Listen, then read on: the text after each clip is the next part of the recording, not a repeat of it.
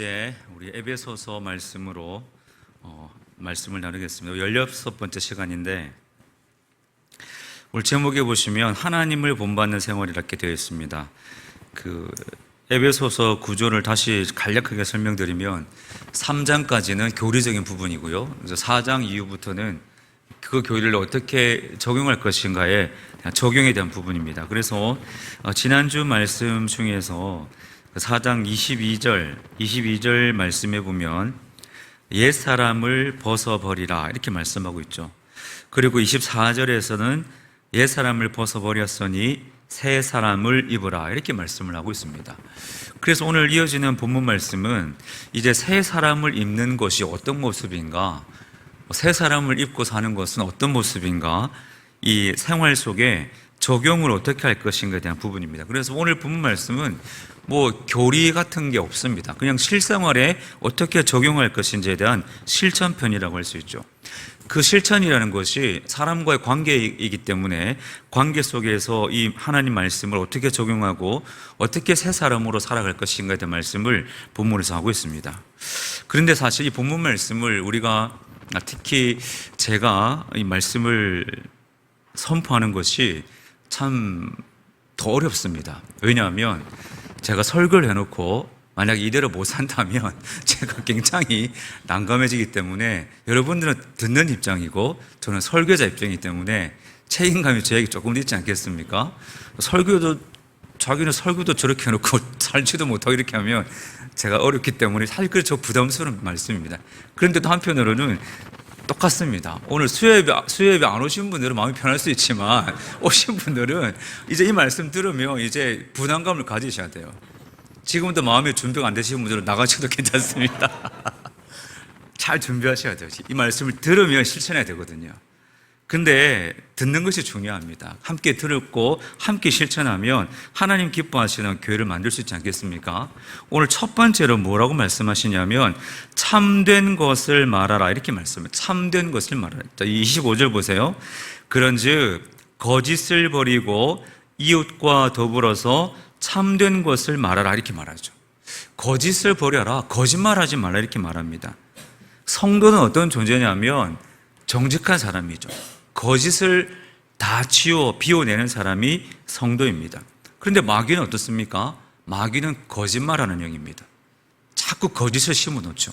아담과 하와가 범죄할 때에도 마귀가 어떻게 얘기합니까? 그 마귀의 말이 진실이 하나라도 있습니까? 다 거짓입니다. 속이는 거죠. 그래서 오늘 첫 번째 우리가 새 사람을 입었다면 참된 것을 말해야 된다 말씀하고 있습니다. 서로 진실을 말하라는 것이죠. 누군가를 속이려고 하는 마음을 아예 생각지도 말라. 진실을 말하라 말씀하고 있습니다. 여러분, 정직이 공동체를 살립니다. 거짓이 공동체에 있으면 그 공동체는 위기에 빠질 수 있습니다. 정직함이 공동체를 살리고 나를 살리는 거죠. 그래서 성경은 이 첫 번째 교훈에 대해서 많이 말씀하고 있습니다. 오늘 이제 이 성경 구절을 좀 많이 다룰 텐데요. 이 참된 것을 말하는 주제와 관련해서 특히 잠언 말씀해 보시면 잠언 12장 17절 말씀해 보면 진리를 말하는 자는 의를 나타내어도 거짓 증인은 속이는 말을 한다 이렇게 말씀하고 있습니다. 그리고 잠언 12장 19절 말씀해 보면 진실한 입술은 영원히 보존된다. 그러나 거짓 혀는 잠시 동안만 있을 뿐이라 이렇게 말씀하죠. 거짓을 통해서 뭔가 유익이 있을 것 같지만 잠시뿐이라는 겁니다. 잠언 12장 22절 말씀해 보면 거짓 입술은 여호와께 미움을 받는다고 얘기합니다. 그러나 진실하게 행하는 자는 하나님의 기뻐하심을 받는다고 말씀하고 있죠. 그래서 우리가 첫 번째로 진리를 말하고 정직을 말하고 거짓을 버리는 것이 교회 공동체 안에서 합당한 삶이다라는 것을 말씀합니다. 두 번째로 분을 내어도 죄를 짓지 말라 말씀하죠. 26절 말씀에 보면 분을 내어도 죄를 짓지 말며 해가 지도록 분을 품지 말라. 그리고 27절에 이어서 보면 마귀에게 틈을 주지 말라 이렇게 말씀합니다. 자, 26절 말씀을 세 문장으로 나누어 보겠습니다. 자, 첫 번째 분을 내어도입니다. 분을 내어도. 사람은 감정을 가진 존재죠. 우리 중에서 화 안 내는 사람 있습니까? 손들어 보시겠습니까? 저도 화를 많이 냅니다. 여러분한테 잘 안 내서 그렇지 딴 데 가서 많이 냅니다. 예. 화를 안 내는 사람이 어디 있겠습니까? 다 화를 낼 수 있죠. 감정을 가진 동물 아닙니까? 예수님 화 내셨어요? 안 내셨어요? 예수님도 화 내셨죠. 서기관과 바리새인들에 향하여 뭐라고 얘기했습니까? 이 독사의 자식들아. 성경은 정중하게 표현했지만 예수님이 독사의 자식들 할 때 그냥 부드럽게 얘기했겠습니까? 야, 독사의 자식들아 이렇게 했을까요? 이런 독사의 들아 이렇게 했겠죠. 그리고 예수님 성전에 들어가셔도 어떻게 했습니까? 엎으셨잖아요. 뒤집어 엎으셨지 않습니까? 화를 내시면서. 누구나 화를 낼 수 있습니다. 이것은 우리가 인정해야 됩니다. 그리고 두 번째 문장을 보시면 죄를 짓지 말라 얘기하죠. 화를 내어도 분을 내어도 죄를 짓게 해서는 안 된다. 그 얘기를 하고 있습니다. 우리가 분노하면 죄를 지을 가능성이 매우 높습니다. 이 화가 나면 절제가 안 될 가능성이 많거든요. 그래서 죄를 짓지 않도록 해라. 그 분노의 유통기한은 언제까지냐? 오늘 세 번째 문장, 26절 세 번째 문장, 해가 지도록 분을 품지 마라 이렇게 말씀합니다. 여러분, 해가 질 때까지 분을 품고 있어서는 안 됩니다. 오늘 낮에 화내신 분 계세요? 이제 분을 푸셔야 됩니다. 내일까지 가져가서는 안 됩니다. 여기 해가 지도록이라는 말은 유대인들의 그 입장에서 문화권에서 보면 해가 진다는 것은 하루의 마지막 시간이면서 새로운 날의 시작입니다. 그러니까 이것을 다시 좀 풀어보면 하루를 마칠 때까지 그 분노를 가지고 가지 말라. 그리고 새날을 맞이하기까지 그 분노를 연결시키지 말라. 그런 말씀입니다. 그 화가 지속되는 상태를 유지해서는 안 된다는 거죠. 화를 낼 수 있다는 거 다 인정했지 않습니까? 그런데 그것을 다음 날로 가져가고 이틀, 사흘, 나흘 이렇게 가져가서는 안 된다는 거죠. 친한 친구와 갈등이 있을 수 있죠. 부부 사이에도 그런 다툼이 있을 수 있지 않습니까? 근데 그것을 막 이틀 가져가고 3일 동안 밥도 안 해주시고 막 그러면 안 된다는 겁니다. 지금 그 얘기를 하는 거예요. 여러분, 굉장히 실제적인 문제 아닙니까? 이게 뭐 교리적인 문제입니까? 굉장히 단순한 문제이죠. 화를 가져가지 마시고 빨리 풀으셔야 됩니다. 이웃과 싸우지 않았습니까? 빨리 푸셔야 됩니다. 저도 가정에서 아내와 다툴 때가 있죠. 어떻게 안 싸우면서 살겠습니까? 그런데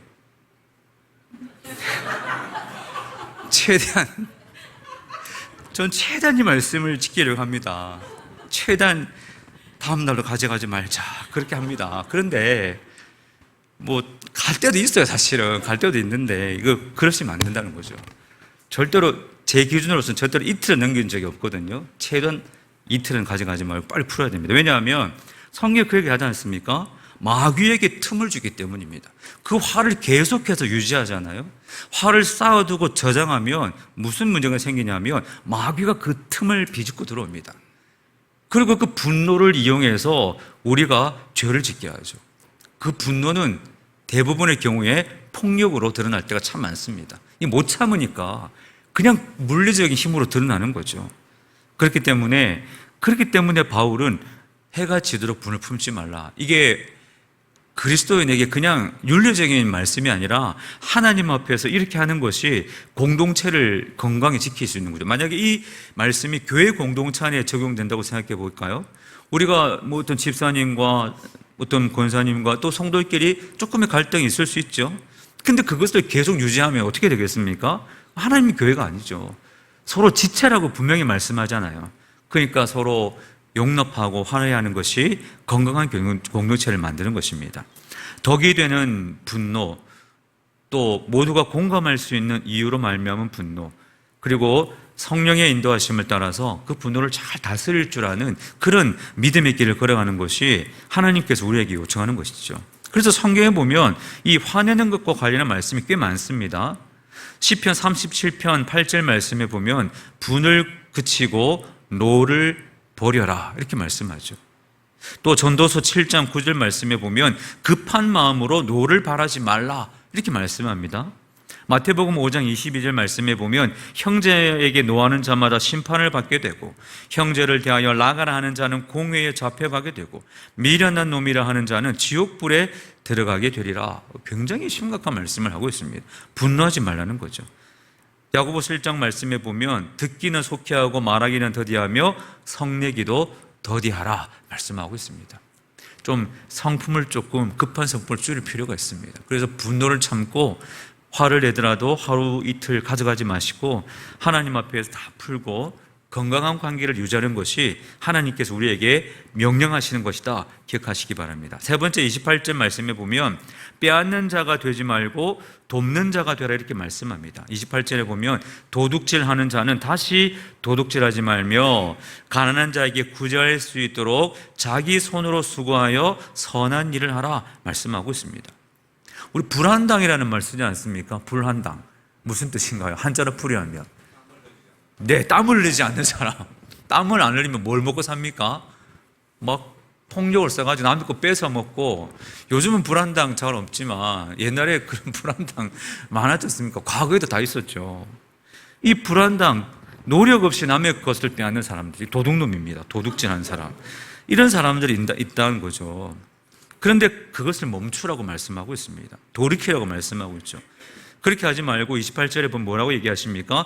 구제할 수 있을 정도로 수고하여 남들을 도우라, 선한 일을 하라고 이렇게 말씀을 하고 있습니다. 선한 일을 하라. 우리가 수고해서 내 이익을 남길 수 있습니다. 근데 그것을 가지고 선한 일을 위하여 써라, 사용하라 이렇게 말씀하고 있죠. 세번역 성경에 보면 궁핍한 사람들에게 나누어 줄 것이 있도록 하라 그렇게 말씀하고 있습니다. 그러니까 불안당처럼 살 것이 아니라 그냥 거저 어떻게 하면 편하게 해서 뭐 남의 걸 이렇게 좀 취해서 살까 그런 고민하지 말고 수고해서 선한 열매를 거두어 남들을 구제하는 일에 힘써라 말씀하고 있습니다. 예루살렘 교회 같은 경우에는 그 핍박의 중심이 예루살렘 교회였죠. 예수님께서 부활 승천하신 이후에 핍박의 가장 중심에 예루살렘 교회가 있었습니다. 그러니까 늘 어렵습니다. 재정도 부족하고 많은 사람이 막 끌려가서 감옥에 갇히고 온갖 어려움을 다 겪고 있었던 것이 예루살렘 교회였습니다. 그래서 사도 바울이 그 바울 서신에 보면 뭐라고 얘기합니까? 헌금을 다 모으지 않습니까? 이방인 교회 가서 헌금을 모아서 예루살렘 교회 그 복음의 어머니 역할을 했던 예루살렘 교회를 가서 돕는 역할을 사도 바울이 했다는 것을 볼 수가 있습니다. 그러니까 도우라는 거죠. 하나님 주신 은혜를 누려서 사람들을 돕는 것이 또한 하나님 앞에 합당한 것이고 새 옷을 입는 모습이다. 그래서 우리 교회도 이 돕는 교회, 퍼주는 교회 역할을 우리가 잘 감당해야 됩니다. 뭐 이웃을 섬길 수 있고 선교지를 섬길 수 있고 이미 우리 교회가 다 하고 있지 않습니까? 그런 것들을 더 확장시키고 하나님께 주신 은혜를 더 많이 나눌 때에 바로 그곳에 주님의 은혜와 역사가 있는 것이죠. 삭개오를 보면 삭개오가 예수님 만나서 어떻게 바뀌었습니까? 삭개오가 그렇게 말하지 않습니다. 이렇게 말했죠. 내 소유의 절반을 가난한 자들에게 주겠습니다. 남을 속여서 잘못된 방법으로 빼앗은 것이 있다면 몇 배로 갚겠다고 얘기했습니까? 4배로 갚겠다고 얘기했죠. 물론 회심한 자의 고백일 수 있지만 이 나누고 섬기는 것이 그리스도 공동체 우리의 모습이라고 할 수 있습니다. 네 번째 오늘 본문이 주는 교훈은 덕을 세우는 말을 하라. 덕을 세우는 선한 말을 하라 이렇게 말씀합니다. 29절 보십시오. 무릇 더러운 말은 너희 입 밖에도 내지 말고 오직 덕을 세우는 데 소용되는 대로 선한 말을 하여 듣는 자들에게 은혜를 끼치게 하라 말씀합니다. 그냥 이 말씀 그대로 우리가 실천해야 되겠죠. 더러운 말을 입 밖에 내지 말라고 말씀합니다. 우리 말을 할 때에 그 말은 덕을 세우는 말을 하고 은혜를 끼치는 말을 하라 이렇게 말씀하고 있습니다. 말이 중요하죠. 성경은 말의 중요성에 대해서 여러 군데서 강조합니다. 이 말은 마음의 상태를 나타내죠. 그래서 누가복음 6장 말씀에 보면 선한 사람은 마음에 쌓은 선에서 선을 내고 악한 자는 그 쌓은 악에서 악을 내나니 이는 마음에 가득한 것을 입으로 말함이니라 이렇게 말씀하고 있습니다. 말이 중요하죠. 말이 마음의 상태를 나타냅니다. 그리고 말에는 생명과 죽음의 힘도 있다라고 성경 말씀하죠. 잠언 18장 21절 말씀에 보면 죽고 사는 것이 혀의 힘에 달렸다라고 성경은 이렇게 말씀하고 있습니다. 그래서 성경은 더러운 말을 입 밖에도 내지 말라 이렇게 말씀하고 있죠. 이 더러운 말이라는 것은 쓸모없는 말, 다른 사람들로 하여금 쓸데없는 걱정을 하게 만드는 말, 이런 말들입니다. 덕을 세우는데 소용되는 대로 선한 말을 하라. 교회를 세우는 말을 하라고 말씀하고 있죠. 경우에 합당한 말을 하고 필요한 말을 하라. 그리고 듣는 사람에게 은혜가 되는 말을 하라. 이렇게 말씀하고 있습니다. 서로 칭찬해주고 격려하는 말이 필요하죠. 그 말을 할 때 그 사람의 입장에서 한 번 더 생각하고 그 나의 말을 이 사람이 어떻게 받을까? 선한 말, 은혜의 말, 덕을 끼치는 말을 하라. 이렇게 말씀하고 있습니다. 그래서 말할 때 기준을 생각해 보면 첫 번째 사실인가? 두 번째 필요한가?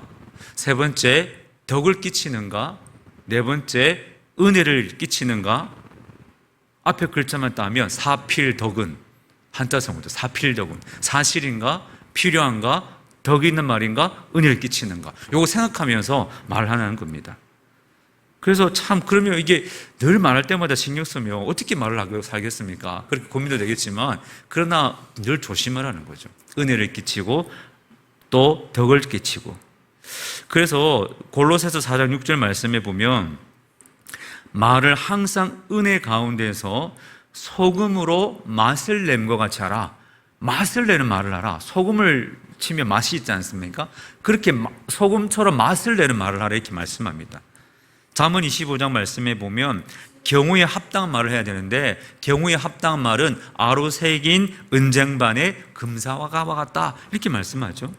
야고보서 3장 2절 말씀에 보면 우리가 다 실수가 많지만 만일 말에 실수가 없는 사람이 온전한 사람이라 얘기하죠. 잠언 15장 말씀에 보면 때에 맞는 말이 얼마나 아름다운지 이렇게 말씀을 하고 있습니다. 우리 언어 생활에 대한 말씀을 하고 있죠. 그래서 우리 3년교회 모든 가족들이 은혜를 끼치고 덕을 세우는 말을 많이 할 수 있기를 바랍니다. 좀 사실이 있어도 조금 좋은 말로 너무 팩트 중심으로 하기보다는 조금 좀 팜하고 좀 안 나와도 너무 팩트로 그렇게 하지 마시고 좀 예쁘게 좀 하고 그렇게 말씀하셔야 되지 어디서 빠마했노? 와 그래 안 나오노? 이렇게 하면 안 된다는 겁니다. 그러니까 은혜를 끼치는 말, 덕을 세우는 말을 해야 됩니다. 그것이 하나님께서 기뻐하는 것이죠. 옛날에 그 예화인데요. 옛날에 그 박만득이라는 백정이 있었다고 합니다. 박만득이라는 백정이 있었는데 이 한 양반이 찾아가서 이렇게 얘기하는 겁니다. 만득아 고기 한 건 다오 이렇게 얘기하는 겁니다. 그래서 네 하고 고기를 줬죠. 그런데 또 다른 양반이 와서 이렇게 얘기하는 겁니다.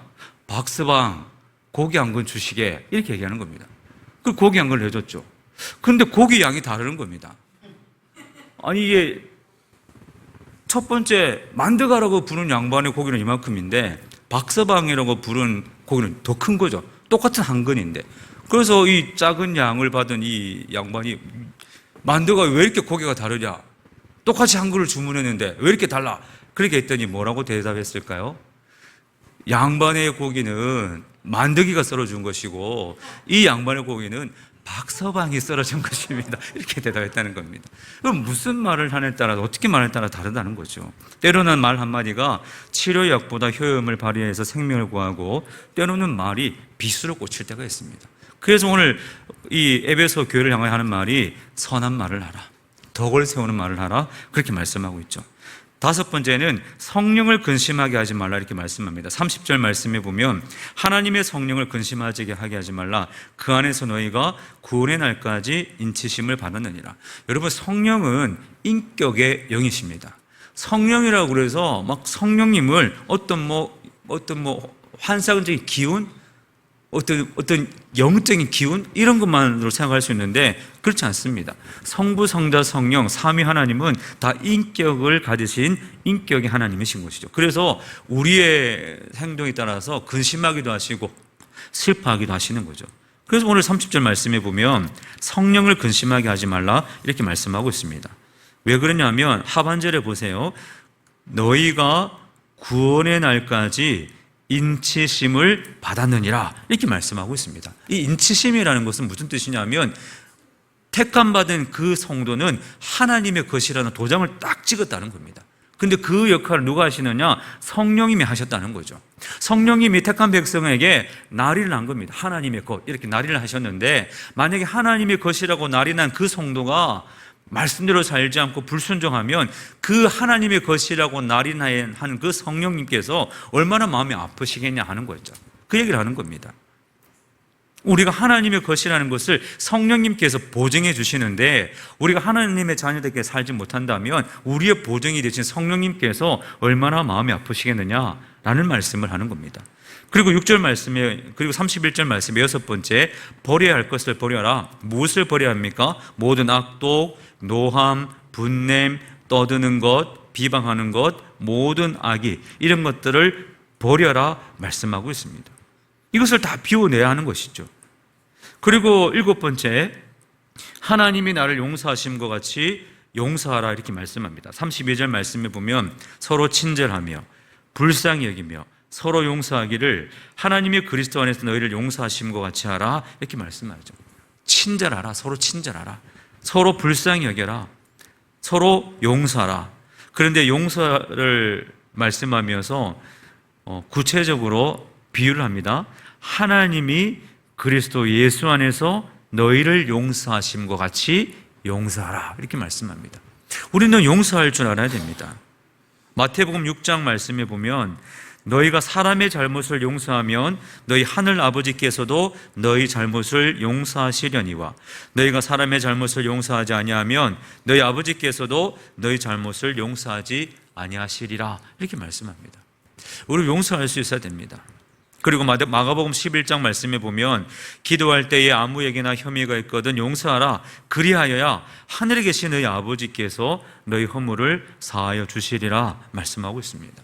우리는 용서하는 관계를 이루어야 됩니다. 마태복음 18장 말씀에 보면 예수님과 베드로가 용서라는 주제를 가지고 대화를 나눕니다. 베드로가 예수님께 질문하죠. 예수님, 만약에 나에게 잘못한 사람이 있으면 제가 그 사람을 몇 번까지 용서해야 됩니까? 한 7번 정도 하면 충분하지 않을까요? 예수님께서 대답하시죠. 아니다. 7번만 아니라 7번을 70번까지라도 해라. 그렇게 말씀하시죠. 7번을 70번까지라도 할지니라. 그러면서 예수님께서 한 가지 비유를 주시는데, 임금이 이제 그 종들과 결산을 하기 위해서 종들을 부릅니다. 그런데 그 종 중에 한 종이 이 주인에게 빚을 진 거죠. 1만 달란트라는 빚을 졌습니다. 1만 달란트라는 것은 오늘날 단위로 환산하면 이 노동자 한 사람이 20만 년 일해야 벌 수 있는 금액입니다. 20만 년. 한 사람이 20만 년. 엄청난 금액이죠. 어떻게 돈으로 환산도 안 해요. 엄청난 금액입니다. 이만큼 많은 금액을 빚진 이 사람이 이 주인 앞에 선 거죠. 그래서 주인이 뭐라고 얘기합니까? 갚을 능력이 없느냐? 그러면 네 몸도 팔고 네 아내도 팔고 네 자녀도 팔고 팔 수 있는 거 다 팔아서 당장 돈을 갚아라 이렇게 얘기하죠. 그러자 종이 엎드려서 한 번만 봐달라고, 조금 기회를 달라고 그렇게 호소합니다. 그랬더니 그 주인의 마음에 불쌍한 마음이 생겨서 불쌍히 여겨서 그냥 놓아주면서 다 빚을 탕감해 주죠. 그런데 1만 달란트 탕감받은 이 사람이 밖에 나가서 누구를 만나냐면 자기에게 100데나리온 빚진 자를 만납니다. 100데나리온. 자기는 20만 년치 금액을 탕감받았으면서 자기에게 100데나리온, 이 100데나리온이라는 것은, 데나리온은 그 당시 노동자의 하루 품삯이 1데나리온입니다. 그러니까 100일 동안 일하면 되는 금액이죠. 자기가 용서받은 금액에 비하면 비교도 안 되는 금액입니다. 그런데 자기에게 100데나리온 빚진 자를 만나서 멱살을 잡고 왜 안 갚느냐고 막 이렇게 호통을 치죠. 그런데 그 사람이 자기가 주인에게 했던 거 똑같이 말을 합니다. 나에게 좀 참아달라. 내가 갚겠다. 그랬더니 당장 갚으라고 막 호통치면서 감옥에 집어넣어버렸죠. 그랬더니 그 모습을 지켜본 사람들이 있을 거 아닙니까? 주인을 찾아갑니다. 주인에게 말하죠. 이 사람이 주인에게 1만 달란트 용서받아 놓고 자기에게 100데나리온 그 빚진 사람은 감옥에 넣었습니다. 이거 너무하지 않습니까? 그랬더니 주인이 화가 나서 어떻게 합니까? 내가 너를 불쌍히 여김과 같이 너도 내 동료를 불쌍히 여김이 마땅하지 아니하냐? 그러면서 화를 내면서 그 사람을 감옥에 집어넣으라고 명령하죠. 예수님이 비유의 마지막에 이렇게 말씀합니다. 너희가 각각 마음으로부터 형제를 용서하지 아니하면 나의 하늘 아버지께서도 너희에게 이와 같이 하시리라, 이렇게 말씀합니다. 여러분, 용서하는 것이 굉장히 중요합니다. 우리가 다 용서받았지 않습니까? 혹시라도 아직 누구를 용서하지 못한 마음이 있습니까? 그 마음을 다 용서하는 마음으로 비우셔야 됩니다. 용서하셔야 되죠. 그 원망을 다 내려놓고 용서하셔야 됩니다. 왜냐하면 오늘 분명히 말씀하죠. 하나님 아버지가 너희를 용서하신 것 같이 내가 1만 달란트 이상의 용서를 받았지 않습니까? 우리가 다 그런 존재이죠.